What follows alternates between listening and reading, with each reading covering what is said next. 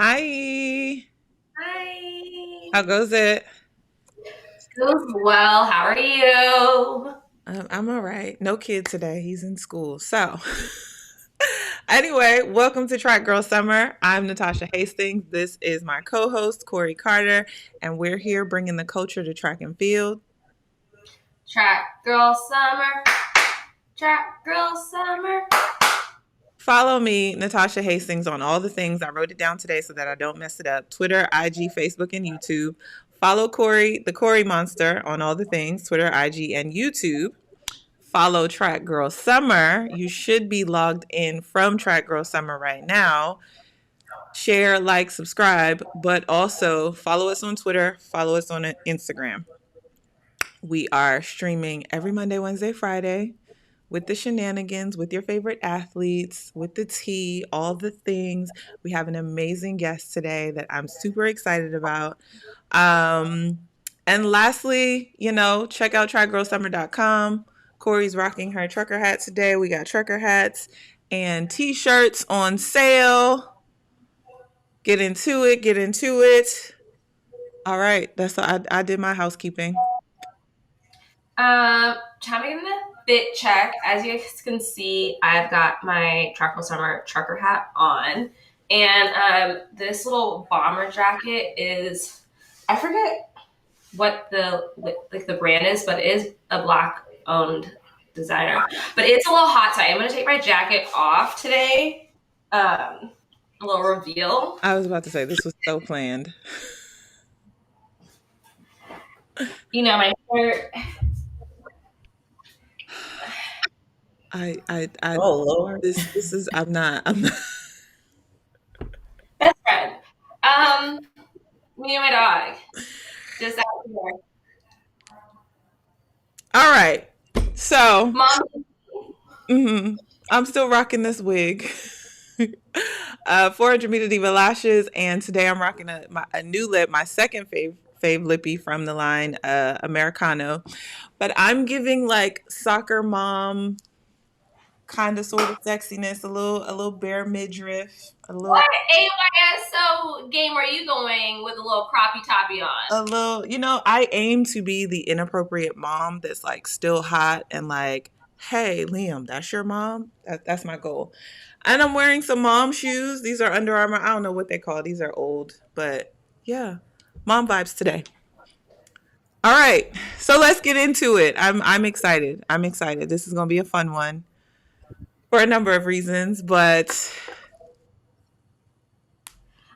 I'm so excited because y'all don't understand. I had this woman on my wall growing up. Like this is a treat for me and me only. you just go It okay. is. True It's Corey about fashion. getting to talk to my hero today. Um, like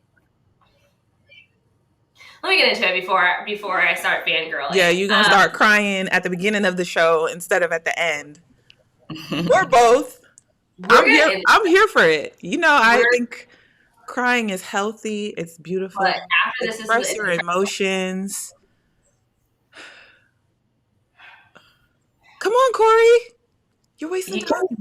have Lashinda Demus. Okay, she is the 2012 Olympic silver medalist in the 400-meter hurdles. She has a gold medal from the 2009 World Championships in the 4x4, a gold from the 2011 World Championships in the 400 hurdles, a silver from the 2005 World Championships in the 400 meter hurdles, and also in the 2009 World Championships. And she has a bronze from the 2013 World Championships in the 400 hurdles. She's the former American record holder. She's number 7 all time in the 400 hurdles for the time of 52:47. She's a Gamecock. She was a member of the first national championship team at USC. And I think she has an indoor NCAA championship and outdoor NCAA championship. Indoor, though, she was open 400. So without further ado, Lashinda Demus.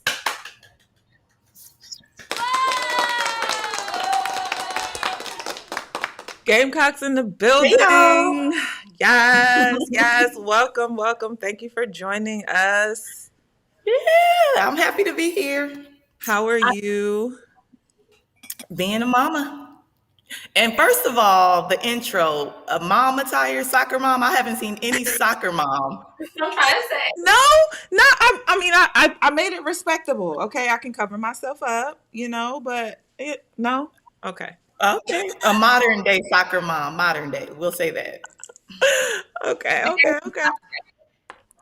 I'll take that. I'll take that. Listener, welcome to Track Girl Summer. I am Thank you. fangirling. I don't know if you remember like the first time I ever got to meet you like in person, but I think I do. How could you not? I came it up to you, right?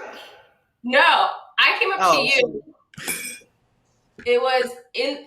I think the reason you didn't remember it is because you were focused on your race because it was USA's in the hipping tent. And I think it was, I don't know if it was prelims or semis, but I came up to you and I was like, oh my gosh, you're Lashinda Demus. Da da da da da. I'm so excited. And you were like, girl, we're about to race. Like, what is wrong with you? But I was so excited. I couldn't contain myself, even though we were about to go out there and race each other. Wait, hold on. So now I don't remember that. and I'm thinking that she's giving like a story of like I was in high school and this is like No. we about to race each other and I'm like, oh my God, you're Lashinda Demus. Girl, Kori, true Kori fashion. Look, I have been a fan. And at that moment, competitor Kori was like, you're going to have to hold on for a second. This is Lashinda Demus. Like, we have I to just. appreciate that. Yeah, I really don't remember that, but I do appreciate that. Well, I'm gonna Because go I ahead am and, kind and of in the zone when I'm competing. So. Which makes sense. So am I. But it was cool. So I was like, look, there's an exception to the rule, and the exception is you. All right, I'll girl. take it. Well, here at Track Girl Summer, we like to give our flowers. And I don't think I've ever gotten to tell you this, but we mentioned you're on the first and only track championship team, but the first championship team at USC. And so I would be remiss to say that you were a part of the reason why I chose to come to South Carolina because, the history of I wasn't a hurdler, but Coach Fry and them hurdles and the quarter milers, you, I'm getting ready to call her Dee Dee because my mind is somewhere else. But Demetria, the twins, both the twins, or all four, how do you refer to them? You get what I'm saying. Gamecock Country in the building. Thank you for being here. Thank you we're going to get into the things, but you have paved the way for many of us, and especially the 400 hurdles that is hot right now, but we're going to get into that later. So... Yeah. Yes, we give our flowers here. We got to pay homage to the ones that do it and did it for a long time and did it well. So with that, let's get into how did you even get into hurdling? You have a history between yourself and your mom's history. Yeah. Our history is kind of similar in that sense, but let's hear how it all began. Yeah, so like you said, my mom ran track. She was actually a 400-meter hurdler. Ran professional for a few years. She didn't go for a long time running professional, but some of the meets that we are currently running in Europe, well, I'm not running anymore, but that we used to, she has been to some of those meets as well. So she was good enough to, run professionally. But the funny thing is, she didn't even push me into getting into track and field. She didn't really push any of us to get into it. She kind of just was raising us. And one day, my older sister, who's 6 years older than me, she was outside in the neighborhood riding a bike. A guy was like, hey, tell your mom to let you come out to my team. My mom brought her out there. I was too young at the time to run, but I was the little one trying to race everybody and just begging and pleading to run. And eventually the coach at that time, like, well, just let her run, talking to my mom. And I was 5 years old and I would run against 7-year-olds. And that's kind of how it started. So I wasn't like winning or anything at first, but I was competing with older girls and it just kind of went from there. So it wasn't a push from parents. It was kind of like I walked myself into it following my older sister and was good. But it also sounds like your parents and your mom having like the track background. A lot of times we hear, let me not say in this generation, I feel like period, parents will push kids and parents will push them where it's like they want it more than the kid. But it sounds like, and from doing some of my research too, that A, as a kid, your mom let you have fun, but B, like your mom knew like I can't want it more than she does. So I'm gonna push her when she's ready to be pushed. And so shout out to your mom for that. I know you attribute a lot of your success to her in terms of like the Yeah. longevity of your career and what you were able to accomplish throughout your career. But let's be clear, my mom did push me. She No, was I tough. know. She was tough. I remember. She was tough. So what I will say though, and what I tell other parents is, I did have a natural desire within myself that kind of pushed me into doing it. But it's been many times as a youth runner that I just didn't want to run anymore because I trained so hard and I didn't like losing. So I knew that training was inevitable to keep winning. And I was like, well, I don't want to train like this anymore. So I'm going to stop. And she didn't allow me to. So I can't say that about my mom. You know, she did push me when I needed it. And if it wasn't for her, I probably wouldn't have ran as long as I did. And then eventually I started running because I wanted to and had my own goals. You know, at one point I was running because I just knew I was good at it and didn't want to waste my talent. So I will say that. That's interesting to hear because I feel like some people they have the talent and they just don't care. And sometimes when you have a God-given gift, you just have to like use it and let your light shine. How was it, training with your mom? Like, how did you guys balance that relationship? Because I know if my mom tried to coach me, it wouldn't end well. It would not. Harder. I love her to death, but Yeah, my mom is tough, but let me tell you, I'm super competitive and I can't tell people how competitive I am. So if it's one person, if it's one person that I could like count on and depend on, it would be her. I know that there is no ulterior motives to my success when I'm with her. I didn't have to worry about anything but training. So what I did do is I listened to every single thing. I didn't even call her mom on the track. I called her MC. So, but what I did do is I put a lot of pressure on her. Like, I'm going to do everything you said. So you better get me to where I'm trying to go. That type of relationship. So it worked out because we both, and she's competitive as hell too. So we're both competitive people and we both love doing great things. So it wasn't a mommy-daughter type of vibe until we left the track. It was like, I'm your athlete and you're my coach and this is what I'm trying to do. So let's do it. So it worked. And I want to also, again, giving flowers where flowers are due, because I think sometimes it goes unnoticed, like how good of a coach your mom is and was. I agree. And a lot of people may or may not know, but we're going to make sure they know here today that your mom was behind this duo in 2013, the silver and bronze medalists in Moscow. So, of course, she's going to get a lot of respect and accolades because mom, daughter, and most people knew that. And, now Dalila has gone on herself to become the world record holder and then now gold medal and silver medal this summer. Gold and silver this summer. But, but, talk a little bit about that, about how, she didn't just coach you. And I think that she should get we had Flo on day before yesterday and just kind of talking about how it's one thing to be able to coach one person, but what makes a great coach is being able to figure out what every individual needs and coach that individual. And she's shown that. And I don't think that she gets enough respect for that. Yeah, you know what? She's good. I agree with Coach Flo. And I'll add on to that. A good coach also knows how to develop an athlete. So, and I think that's what she was very good at. Like she could see talent in people that you're like, what? And that's why they didn't kind of expect for Dalila within that first year to make the team because they didn't really know about her. And they didn't, I trained on the side of her and I'm like, dang, where has she been? Like, she's good. So My mom, from the first year she seen Dalila, said, "Oh, she'll run 52." She said it'll take a few years, but she can run 52, and she ended up running 51. But she trained even other athletes that didn't make it to like my level or Dalila's level. She developed them to being better. I'm talking about dropping to 2 seconds off their time and just things like that. I would say that she's definitely a good coach and received a lot of flack because of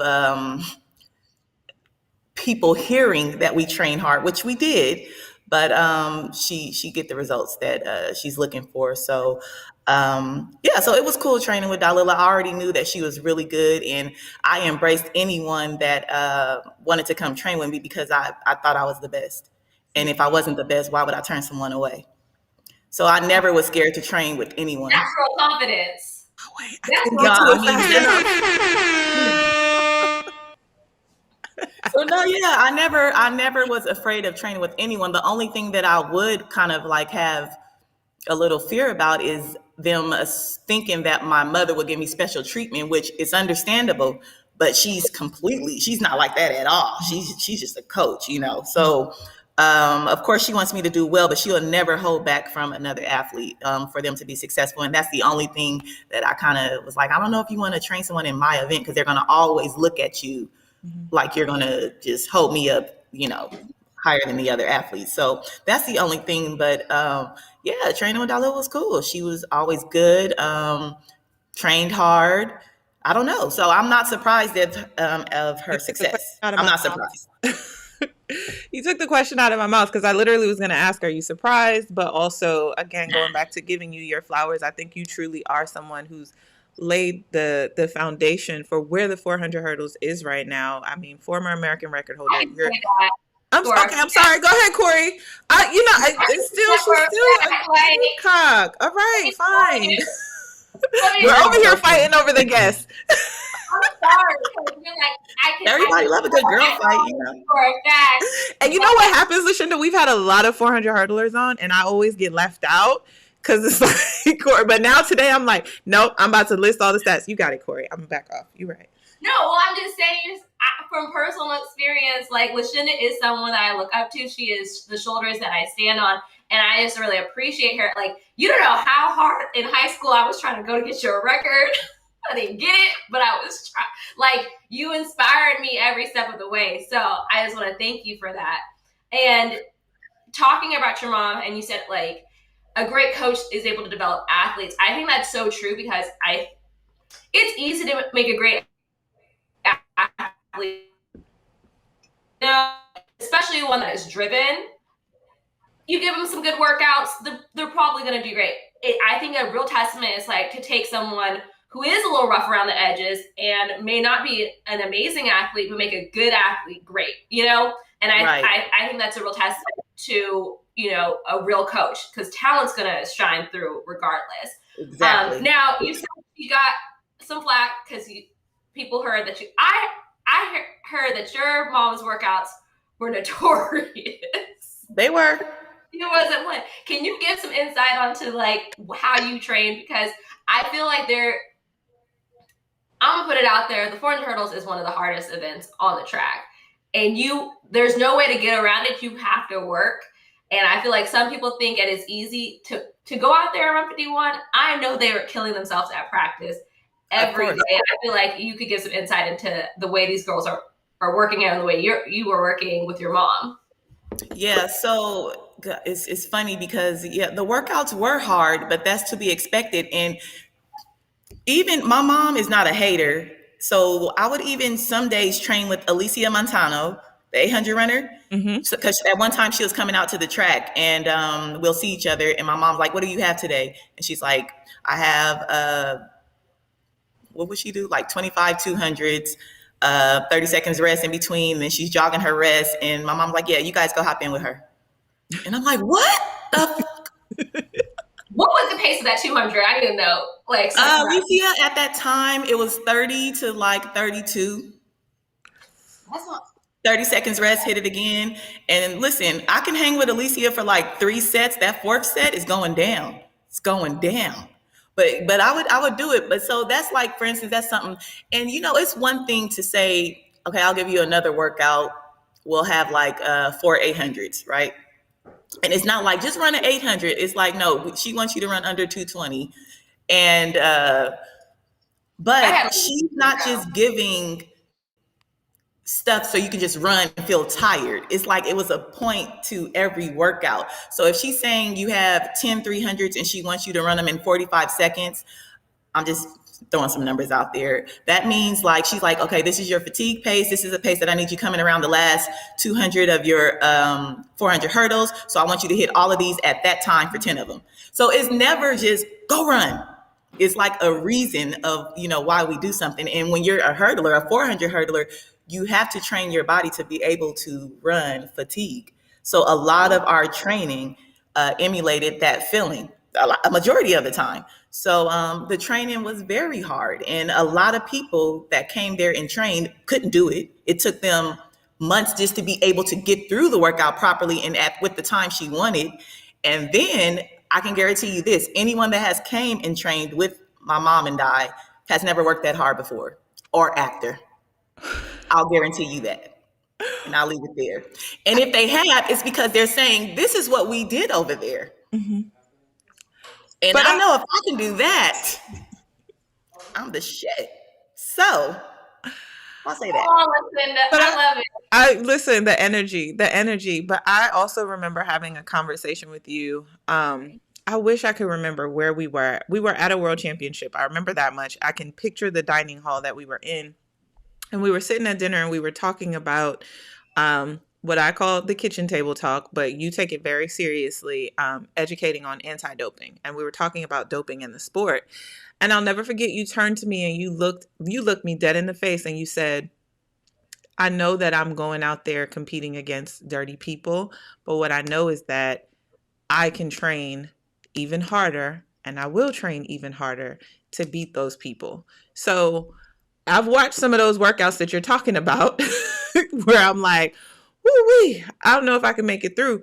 But also knowing that you had that mentality, I was like, it makes perfect sense why she puts herself through those workouts and why she's able to put herself through those workouts. Because Ajay said it earlier this week where she was like, I could be consumed with going out and competing against the DSD women, but I don't have any control over that. What I have control over is the work that I put in and how I show up on the track. So that's what I will consume myself with.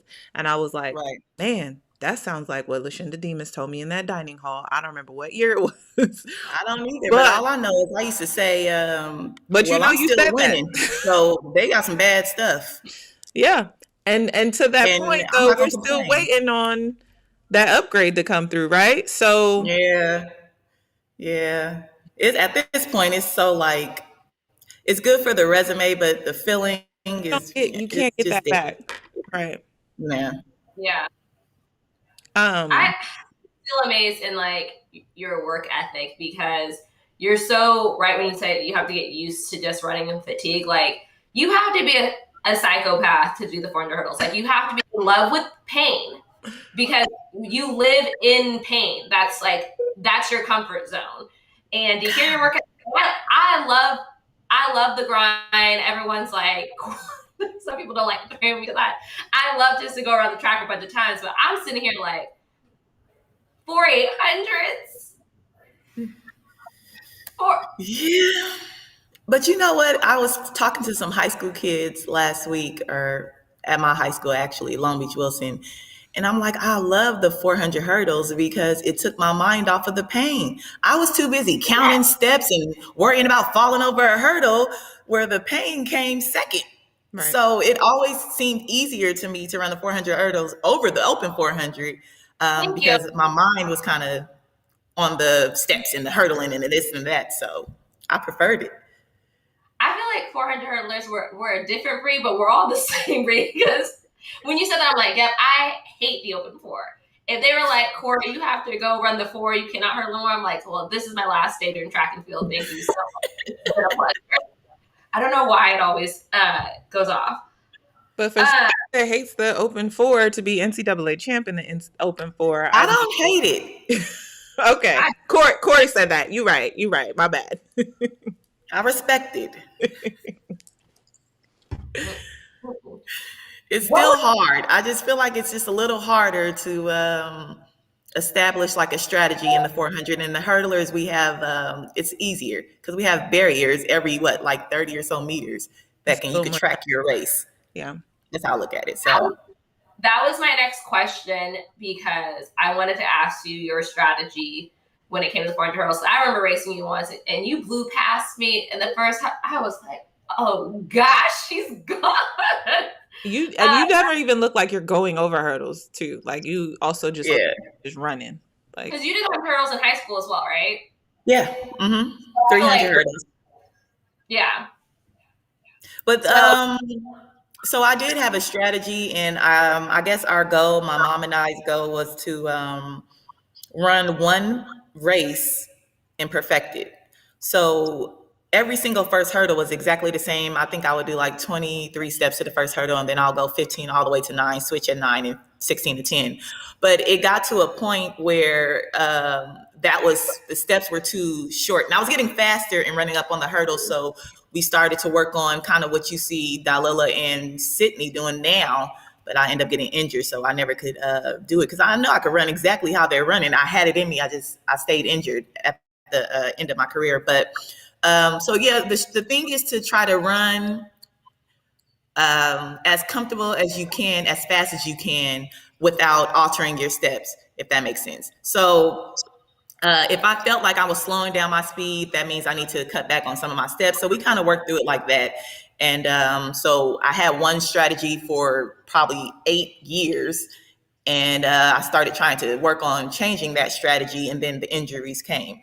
So I always tell people I've been counting hurdles since I was in high school, steps, sorry, counting my steps and hurdles. I don't believe in just getting out there and running. I don't think that is responsible. I don't think it's responsible. I think you should definitely know what you're doing over every single hurdle, and then the rest is history. well, When you're busy drag, worrying about yourself, you don't have to worry about nobody else.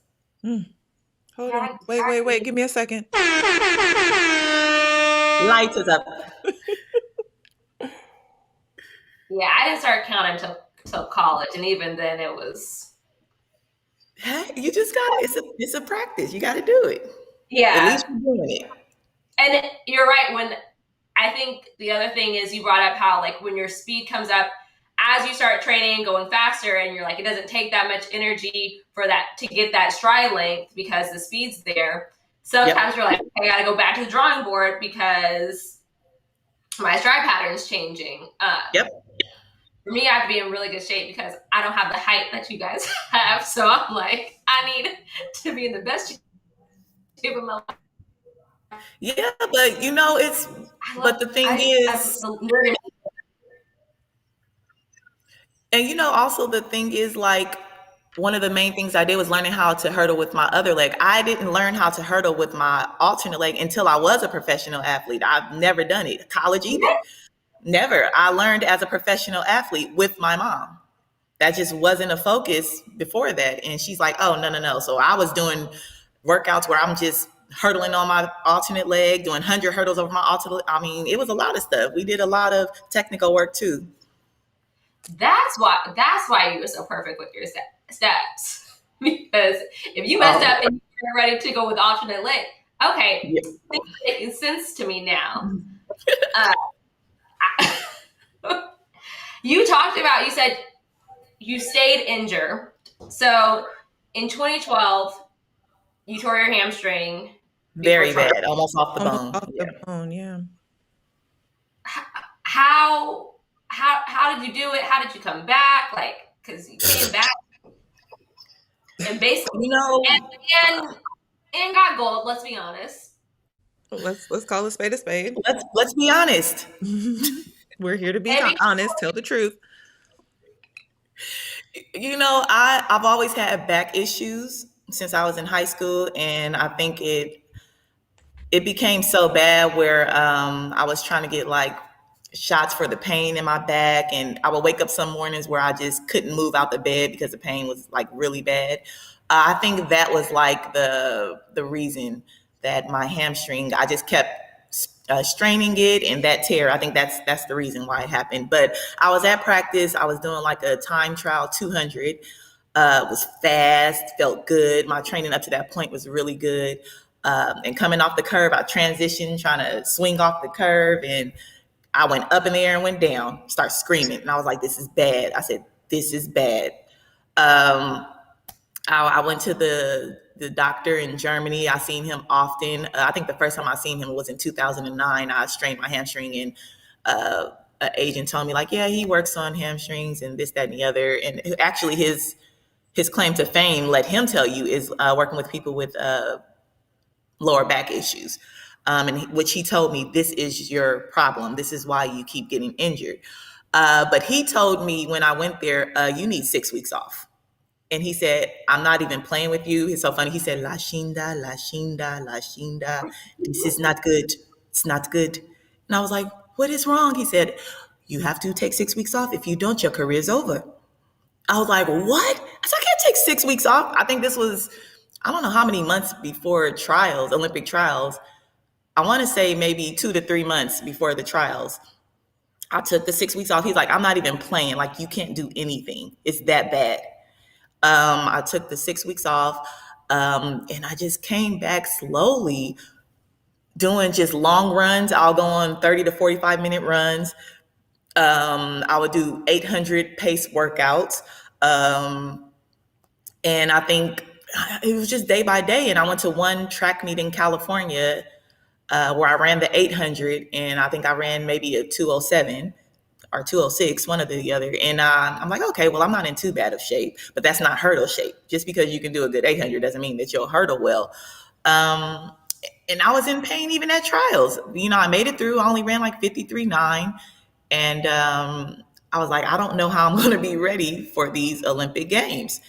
So that's all I can tell you. I carried a massage therapist with me everywhere. He went with me everywhere I went because of that reason. And I ran, and once I won the silver medal, I came off the track, and my mom said, "You got that silver medal off of pure will, because I don't know how you did that." She said that. She said, "I'm convinced that was your will." I was like, and honestly, even through the rounds, I just didn't look that good. I didn't feel that good. But I'll block it out of my head, and I'm just pressing on. And when I finished, I'm like, dang, I'm in 52.7. I wasn't close to that time anywhere that year at that point. So, but I believe it. It was will, pure will. Well, I'm going to insert my mommy bias here because you are a two-time Olympian, but you're also a mom. And I think your journey as a mom, especially giving birth to your twins, um, I venture to guess it was will, but also a lot of running for something different. Um, so I mean, Agree with that. I don't want to put no words in your mouth or anything, I can agree with that. but I mean, I think since becoming a mom, I learned that there's some days that you just gut some things out and you look back at it and you're like, how the heck did I do that? So with that, we got to do it. Um, I I'm working on the production. Okay, I'm working on the production. But it's here. It's here. You are not only a mom of twins, but a mom of Oh, four. of four boys. Four boys. Boy mom. Shout out to the boy moms. Okay. Yeah. But I would like to talk about a little bit about like you finding out that you were pregnant with the twins and then the journey 2008 coming back in 2012. I think we're hearing a lot about motherhood in sports right now, but again, talking about somebody who laid the foundation and showed like it's gonna be hard, but if you stick with it and put in the hard work, put in the sacrifices, it can be done. And Yeah. now you have this beautiful family. Tell us a little bit about what it's like being mom to the twin digs, Shindig, Mama Shindig, um, and what that journey was like. Because I truly believe that it was more than just will. But you know what? I agree. And subconsciously, yes, I can agree with you that. But guess what, Tosh? I have my own dreams and aspiration and goals. So outside of those kids. Mm-hmm. So, Big on. I'm going to say I was running for me Yeah. and my legacy and the things that I've been working for since I was a little girl, training hard like an Olympian as a 9-year old. Mm-hmm. But I wouldn't say that they weren't a part of that will, but I'm going to say I had my own selfish, reasons. Yeah, you were Um, Lashinda before the boys came about. You right? yeah, and that's For the all I'm most part, saying. and you're That's gonna all I'm be saying. Lashinda Yeah, after I, and forever. I Yeah. actually love that because I feel like in society sometimes you become a mother and then that is who you are, that is your yeah, identity, all that you like have to offer to the world sometimes, and like a lot of times women have babies and they'll be working and people ask, well, who are the kids with? Men never get that question, yeah. And so I And love that you were like, I am still, Lashinda Demus, the baddest hurdler on the planet, and I am a mom as well. And you know what, Corey? And that's one of the reasons why I went into like a deep depression when I found out that I was pregnant with the twins. And honestly, no one knew on a mass level until I was about 7 months or so.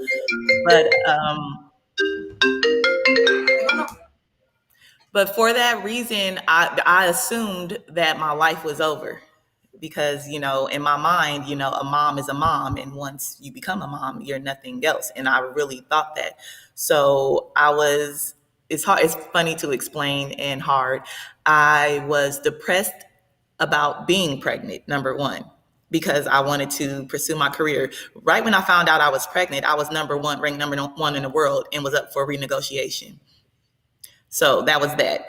And number two, I was mad at myself for being mad at myself for being pregnant. mm, So when you're fighting those two things, I didn't leave my bed. I was laying in the dark, just sitting there for that long, wasn't talking to anyone, um, because I wasn't really happy about it. And that's triggered other things for me not being happy about it. And it wasn't popular to be a mom back then as an athlete. It wasn't the in thing. mm-hmm. People weren't championing moms that were athletes. So um, it just wasn't a welcoming feeling, especially when this is the craft that I chose to like put all my, marbles in. So it was difficult, but eventually I just woke up and realized that I'm excited because remind you, I didn't even know I was having twins, and once I found out, I'm like, what is going on here? I'm not having one, I'm having two.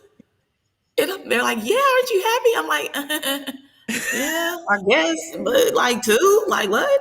So, and then come to find out, my great grandmother had like 4 sets of twins. My grandfather was a twin. I didn't even know this before I became pregnant with the twins. But and eventually, I just woke up and became like excited. Maybe it was the nesting that happened, where I'm like, oh shit, this is really happening. Like I'm gonna have kids, and I kind of just snapped out of it. My mom came down the first 2 months after I had them and just helped me out in the house, helped me get back. She wasn't my coach at that time. I was with Savanas, who was very understanding as well. But she helped me get back. She told me some of the things that I would feel because she also was pregnant at a younger age and came back and ran Mm. pretty well. So she knew kind of the things that I would go through. And she's like, trust me, you're going to be slow as hell, but it gets better. You just have to keep running. You got to promise me you're not going to quit because you're going to be slow. So yeah, and that's how it was. It still wasn't a popular thing though.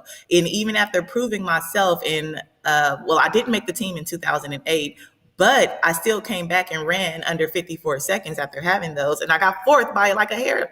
a little hair. Of course. So I almost made the Olympic team, Mhm. and it still was like, we're gonna have to cut you though. So it's just it was what it was. So I never felt like it was supported from people, even women, Mhm. shoe companies, even agents. They use it as like, well, I can laugh at you now and help my athletes later, and or it's like you made the biggest mistake of your life type of deal, and that's the vibes I was getting. But I'm too competitive for that. Can't hold me down, baby. So I just worked. And thank God. But I'd I laugh. want sorry, I just want to thank you for being so like real and honest and like vulnerable right now, because I feel like there's always like, oh yeah, so like you're supposed to be happy and like you're gonna have kids and like this is a blessing, and like at the same time, like as women, having a child is not just like, oh, an easy thing. When your body is how you Make a living. make a living, and the Yep. changes that your body goes through is insane. Like your organs get pushed around. You're literally creating a human being inside of your body. You Parasite. like all of a sudden can like, make beverages with your body. It's insane what your body goes through, and the fact that you're depending on it to not even just to be one of the top in the world, be the one person in the world athlete, and then you had twins on top of that. Because I have so much respect for moms, because I think about when I am dead tired and all I want to do is sleep.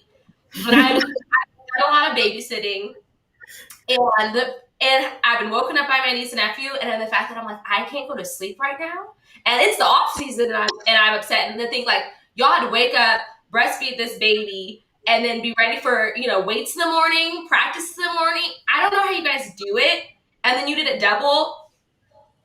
Hey, I say it's no difference between having one or two. It's still the same feeling. But you're right, your body changes, and I never felt quite like how I did before I became pregnant. And I always tell people that, like, oh, I had a new normal. Like my body was a new body. I never felt normal after that, if that was a thing. So it's definitely mentally going through some things.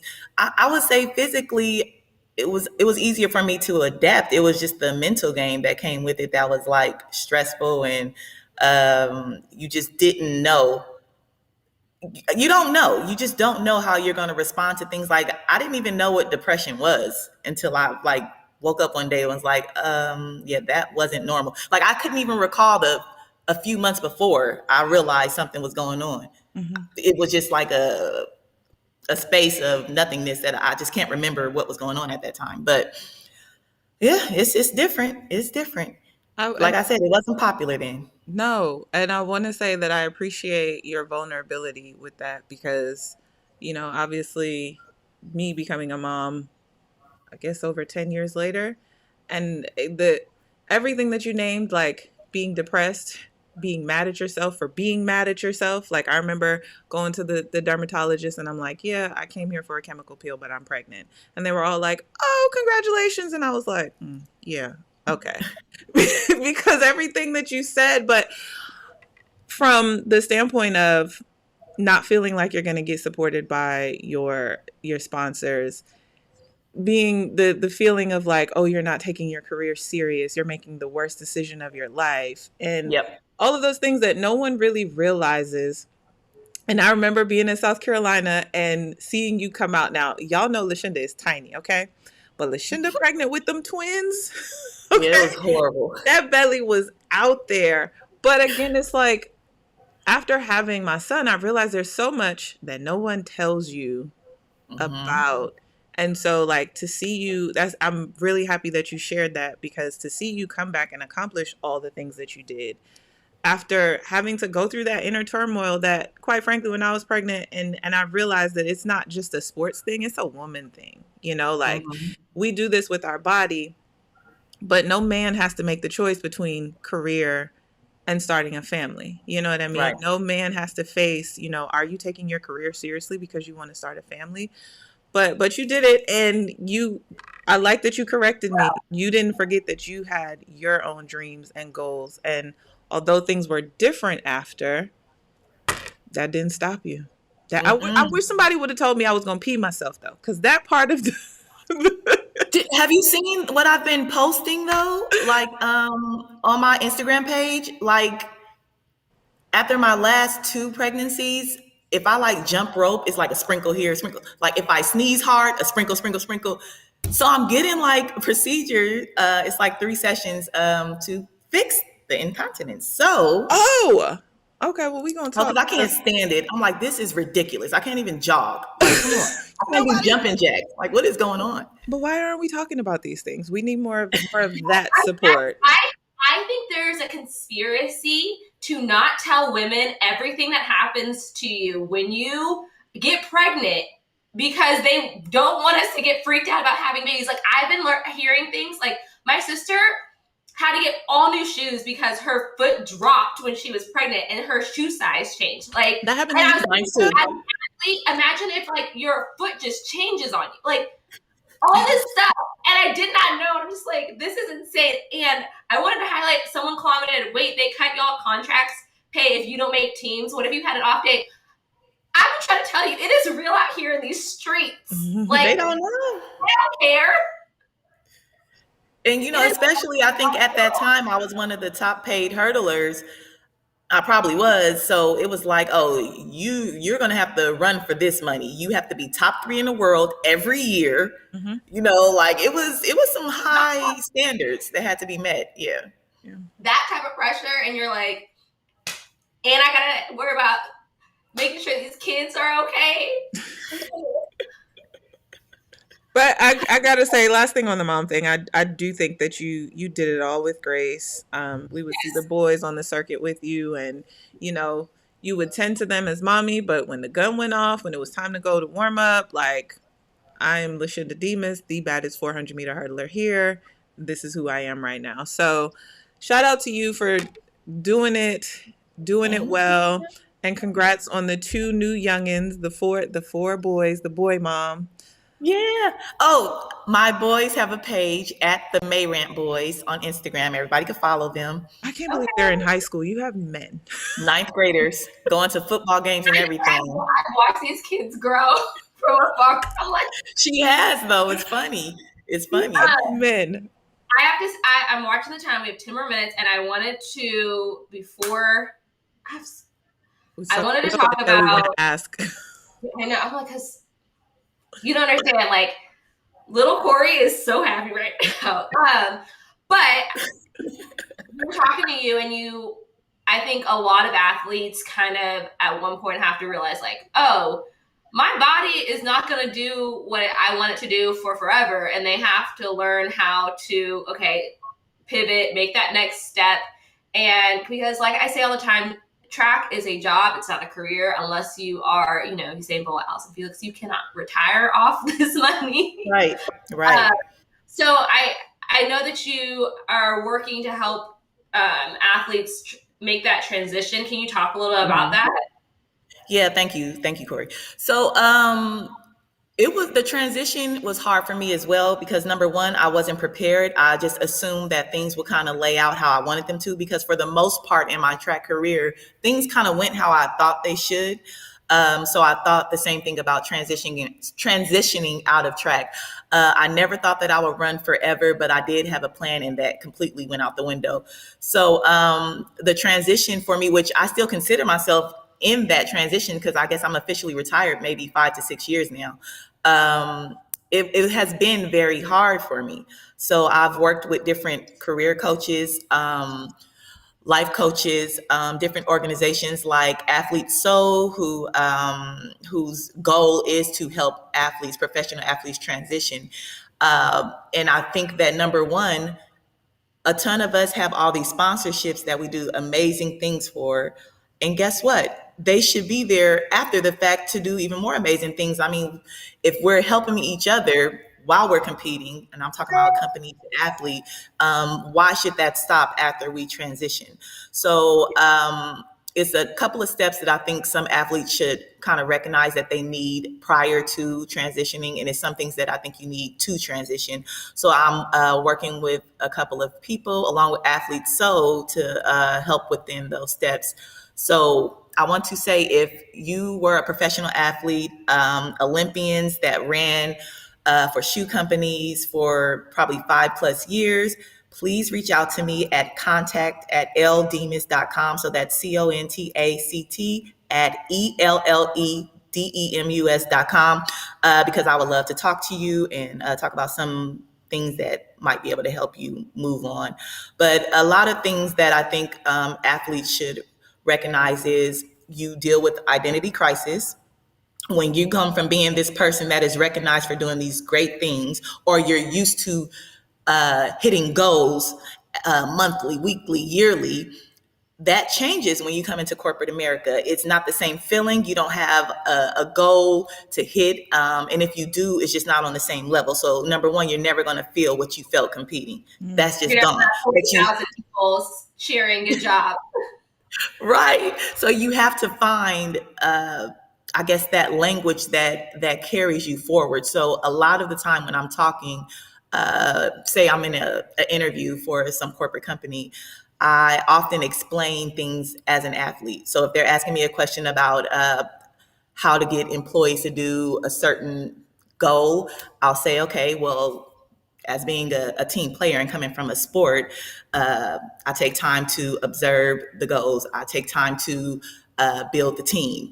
And, I kind of relay everything back to things that I'm an expert at. Mm-hmm. So it's ways to kind of combine the two and make something good out of it. And so I think I can just help with athletes do that. And that's what we're trying to do. So please reach out to me. I'm here and I want to help.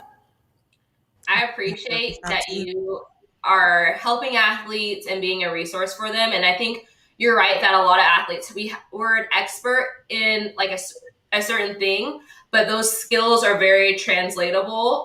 You just have to figure out how to like make them work for you. And I think that's amazing that you are not only figuring that out for yourself, but like bringing others along with you. Yep.